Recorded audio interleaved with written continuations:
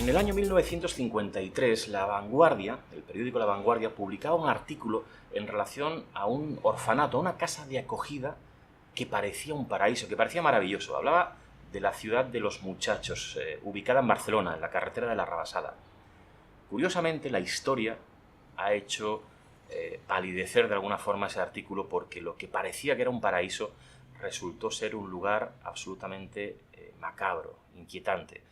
Y esas historias han ido saliendo a lo largo de los últimos años. Alguien que ha investigado, que ha estado allí y que ha conseguido recabar testimonios absolutamente increíbles es la persona que tengo a mi lado, el periodista Marc Riera. Encantado de que estés con nosotros. Encantado de estar aquí, Alfonso. Responsable de un canal de YouTube, Periodismo Oculto, junto con Patricia Hernández, que, entre otras cosas, se ha encargado de recabar lugares con historia, lugares abandonados que tienen detrás una historia absolutamente increíble, como lo es la ciudad de los muchachos. Algo que en el 53, curiosamente, encontramos un documento que habla de un lugar, de un paraíso para los niños.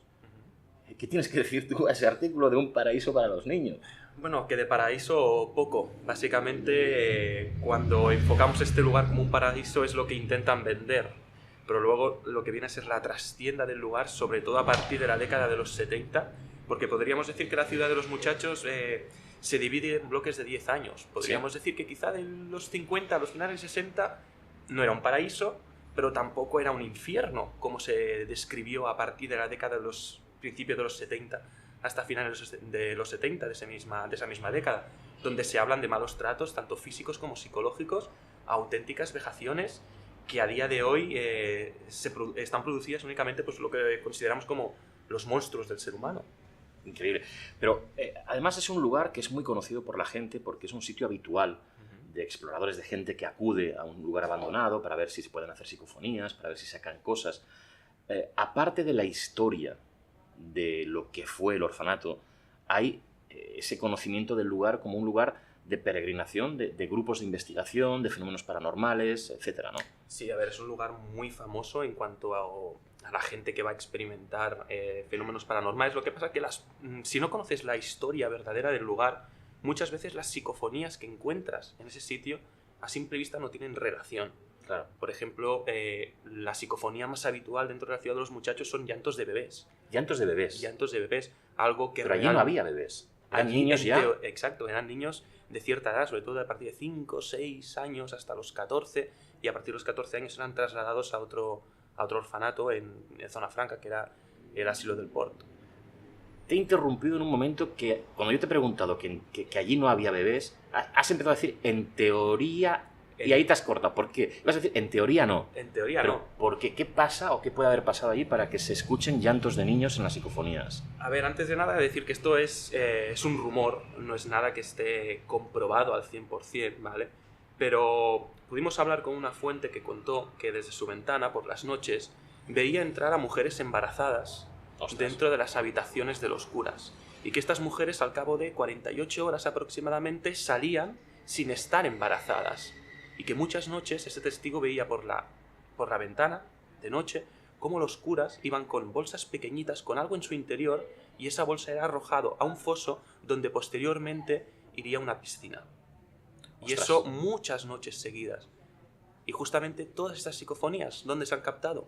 En la piscina de la ciudad de los muchachos, donde supuestamente hay esta leyenda que hay enterrado cuerpos de recién nacidos. Claro, ojo, es un rumor, pero sí que tienes el testimonio de esa persona que afirmaba ver entrar a mujeres embarazadas y al cabo de unos días salían sin estar embarazadas. Exacto. Solo sabemos eso, pero luego también encima tenemos el testimonio de que se veía a los curas ir con cosas envueltas y lanzarlas a un foso que están en construcción. Bueno, obviamente lo que decimos no es la prueba contundente, pero como mínimo sí que tenemos indicios para tratar de investigar mucho más allá, ¿no? Tenemos esos sucesos de personas que van, realizan psicofonías, pero obviamente, y aquí en el programa defendemos las investigaciones rigurosas. Tú vas más allá, obviamente, vas a buscar en la historia y llegas a contactar con personas que cuando fueron niños estuvieron allí. Exacto. Y bueno, y lo que cuentan básicamente pues es un infierno. Es lo que decíamos antes, ellos intentaban vender como que era un centro para rehabilitar a aquellos niños que estaban en peligro de exclusión social. Y no me estoy refiriendo solamente a futuros ladrones o gente, o niños que se corrían el peligro de, en un futuro, acabar en el hoyo de la delincuencia. No, simplemente también eran familias pobres que no podían mantener a sus hijos y sus hijos eran llevados a la ciudad de los muchachos para intentar, en cierto modo, que tuvieran un futuro.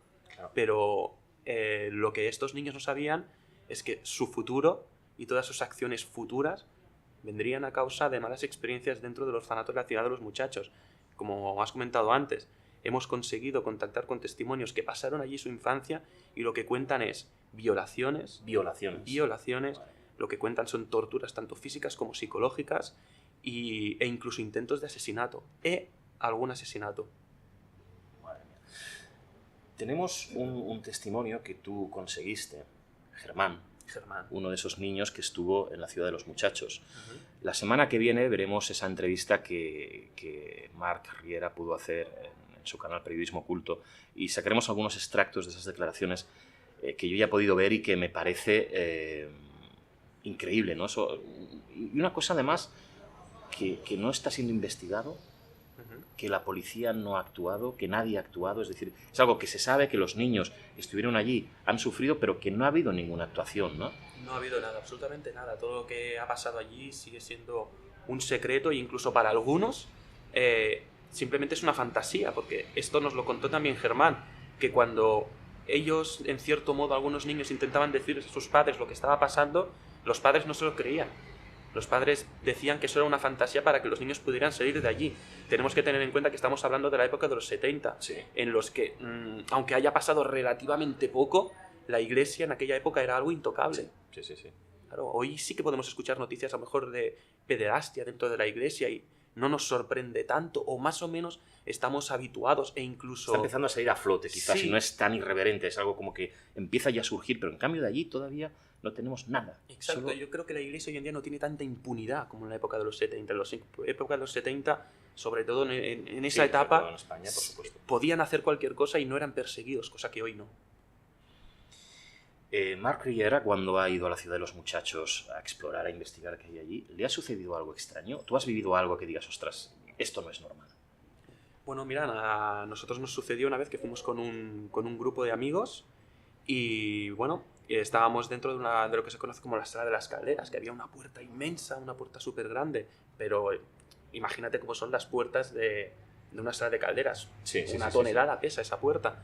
Y estábamos allí haciendo un poquito, uno de mis compañeros hizo un poco como de broma de lo que allí había sucedido en la ciudad de los muchachos, y la puerta de la caldera se cerró de golpe. La puerta se cierra de golpe. Claro, una puerta que estamos hablando no es una puerta de madera, es una puerta... Claro, y una puerta que lleva décadas abierta. Claro. Y cuando vimos al final cómo estaba la puerta, el óxido de debajo de la puerta había estado totalmente arrancado por algo.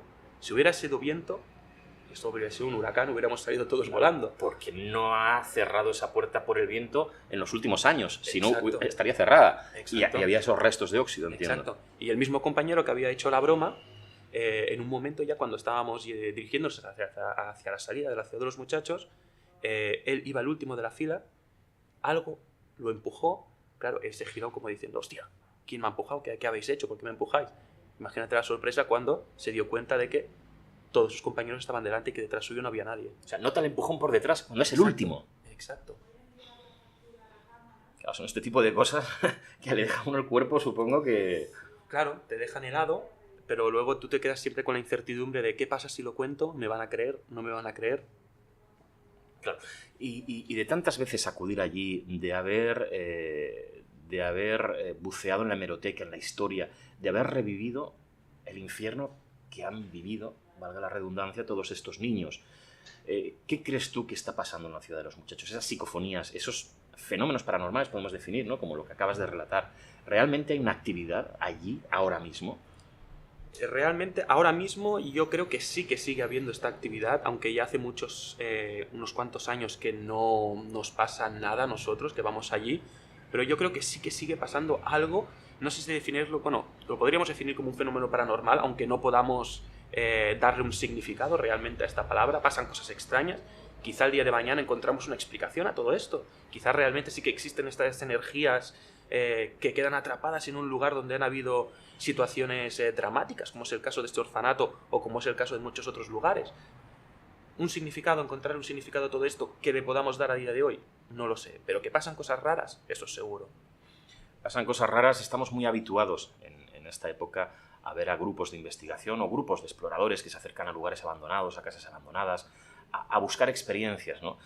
Aquí sí que hay que diferenciar un poco, Marc, el hecho de ir de excursión, vamos a definir, a ir a un lugar, a visitarlo, a hacer una investigación sobre el lugar, ¿no? Hay que diferenciar estas cosas para que la gente no confunda una cosa con la otra.